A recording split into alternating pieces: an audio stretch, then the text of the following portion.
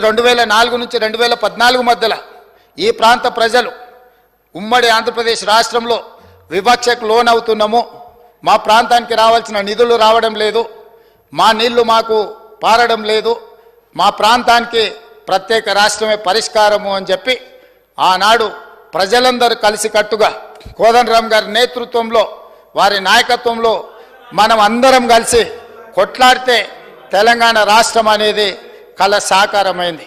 ఈ తెలంగాణ రాష్ట్రం ఇవ్వాలన్న ఆలోచన ఇచ్చి నిరూపించిన శక్తి కాంగ్రెస్ పార్టీది, శ్రీమతి సోనియా గాంధీ గారిది. ఆ ఇచ్చిన తెలంగాణ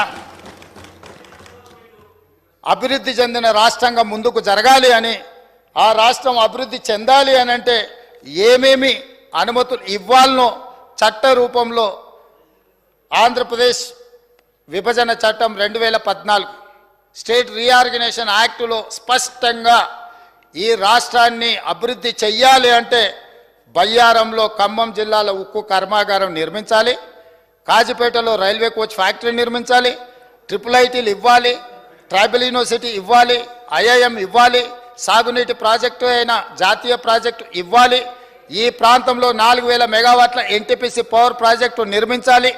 ఈ ప్రాంతానికి ఏమేమి కావాలనో క్షుణ్ణంగా ప్రతి అంశాన్ని పరిగణలోకి తీసుకొని రేపొద్దున ఎవరు వచ్చినా కూడా మన తెలంగాణకు అన్యాయం జరగకుండా చట్టబద్ధత కల్పించి లోక్సభలో రాజ్యసభలో బిల్లును ఆమోదింపజేసి హైదరాబాద్తో కూడుకున్న తెలంగాణ రాష్ట్రాన్ని శ్రీమతి సోనియా గాంధీ గారు, మన్మోహన్ సింగ్ గారు మనకిచ్చిండ్రు.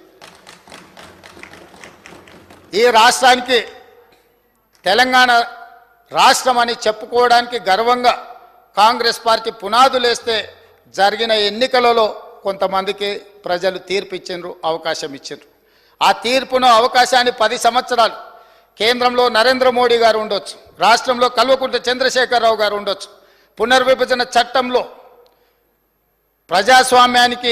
ప్రజాస్వామ్య దేవాలయమే పార్లమెంటరీ వ్యవస్థ, పార్లమెంట్. ఆ దేవాలయంలో చేసిన చట్టాలను కూడా 10 సంవత్సరాలు అమలు చెయ్యలేదు. అమలు చెయ్యకపోవడానికి గల కారణాలు ప్రజలు గుర్తించినరు. ఆనాడు చట్టం ద్వారా మనకిచ్చిన అధికారాన్ని 10 సంవత్సరాలు ఇక్కడ ఉన్న పాలకులు ప్రశ్నించకపోవడము, నిలదీయకపోవడము, రాబట్టుకోకపోవడం వల్ల తెలంగాణకు తీరని అన్యాయం జరిగింది. కనీసం ఇప్పుడైనా నరేంద్ర మోడీ గారు ఈరోజు 10 సంవత్సరాలు అమలు చేయని విషయాలను ఈ బడ్జెట్లోనైనా తప్పకుండా చేస్తారన్న ఆలోచనతో చేయాలన్న ఉద్దేశంతో మేము డిసెంబర్ 3, 2023 నాడు ఫలితాలు వచ్చిన ఎంబడే 7 తారీఖు మేము ప్రమాణ స్వీకారం చేసిన మరుక్షణం కేంద్రంలో ప్రధానమంత్రిని, హోంమంత్రిని, వివిధ శాఖల మంత్రులను, ప్రధానమంత్రి గారిని స్వయంగా 2 సార్లు ఢిల్లీకి వెళ్ళి కలిసినాం. ఇక్కడ ఆదిలాబాద్కు వచ్చినప్పుడు పర్సనల్గా కలిసి వారిని ఆహ్వానించి ఫెడరల్ స్ఫూర్తితో ఒక ప్రధానమంత్రికి ఇవ్వవలసిన గౌరవాన్ని తెలంగాణ రాష్ట్ర ముఖ్యమంత్రిగా నా విధులను నేను నిర్వర్తించిన. ఆ సందర్భంలో ప్రధానమంత్రిని నేను స్పష్టంగా చెప్పిన, మీరు ఒక పెద్దన్న, ప్రజాస్వామ్యంలో వివిధ రాష్ట్రాల ముఖ్యమంత్రులకు ఈ దేశ ప్రధానమంత్రి ఒక పెద్దన్న లాంటి వాడు, మీరు పెద్దన్న పాత్ర పోషించండి, మా రాష్ట్రానికి రావాల్సిన నిధులు, మాకు ఇవ్వవలసిన అనుమతులు మీరు ఇవ్వండి, మీ పెద్దన్న పాత్ర మీరు పోషించండి అని నేను చెప్పిన. అధ్యక్ష, వారిని పెద్దన్న అంటే నాకేమైనా వారి పదవి ఇస్తారా? నాకేమైనా కిరీటం పెడతాడా? ఇవాళ నాకు ఈ పదవి వచ్చింది అని అంటే ప్రజలు అవకాశం ఇవ్వడం వల్ల వచ్చింది. నా పార్టీ నాకు ఈ బాధ్యత ఇవ్వడం వల్ల వచ్చింది. పార్టీ అధ్యక్షుడిగా నాకు పార్టీ అవకాశం ఇచ్చింది. ఆ అధ్యక్ష పదవితో ప్రజల దగ్గరికి వెళ్ళి ప్రజల్ని అడిగినాం, ప్రజా తీర్పు కోరినాం. ప్రజలు తీర్పిచ్చి తెలంగాణ రాష్ట్రానికి కాంగ్రెస్ పార్టీకి అవకాశం ఇస్తే మా 65 మంది శాసనసభ్యులు సభానాయకుడిగా నన్ను ఎన్నుకొని ప్రజాస్వామిక స్ఫూర్తితో నన్ను ఇక్కడ కూర్చోబెట్టింది. అధ్యక్ష, ముఖ్యమంత్రి ఎవరి దయా దాక్షిణ్యాల మీదనో ఎవరినో పెద్దన్న అంటే వచ్చిన పదవి కాదు అధ్యక్ష. కానీ తెలంగాణ రాష్ట్ర ముఖ్యమంత్రిగా 4 కోట్ల ప్రజల యొక్క హక్కులను కాపాడాల్సిన బాధ్యత నా మీద ఉంది. ఈ గురుతరమైన బాధ్యతను అమలు చేయడానికే ఒక అడుగు ముందుకేసి ఒక మెట్టు దిగి ఈ దేశ ప్రధానమంత్రిని, మీరు ముఖ్యమంత్రులకు అందరికీ పెద్దన్న లాంటి వారు, మీరు పెద్దన్న అంటే పెద్ద మనసు చేసుకొని తెలంగాణ రాష్ట్రానికి ఏవైతే చట్టం ద్వారా హక్కులు కల్పించినరో ఆ హక్కులను అడ్డుకోకండి, తెలంగాణకు అనుమతులు ఇవ్వండి అని చెప్పి వారికి విజ్ఞప్తి చేసినాం. 3 సార్లు ప్రధానమంత్రిని కలిసిన, 18 సార్లు వివిధ మంత్రులను కలిసినాం.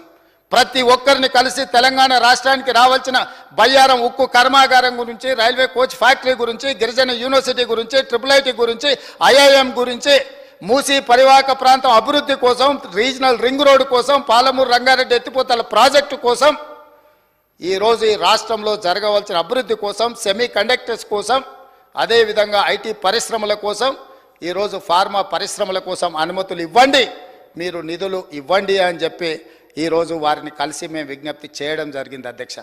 ఇవన్నీ కూడా ప్రజాస్వామిక స్ఫూర్తితో పనిచేయాలన్న ఆలోచన, అంతే తప్ప ఎవరి దగ్గరనో వంగిపోవడమో ఎవరి దగ్గరనో లొంగిపోవడానికి ప్రయత్నం చేయలేదు అధ్యక్ష.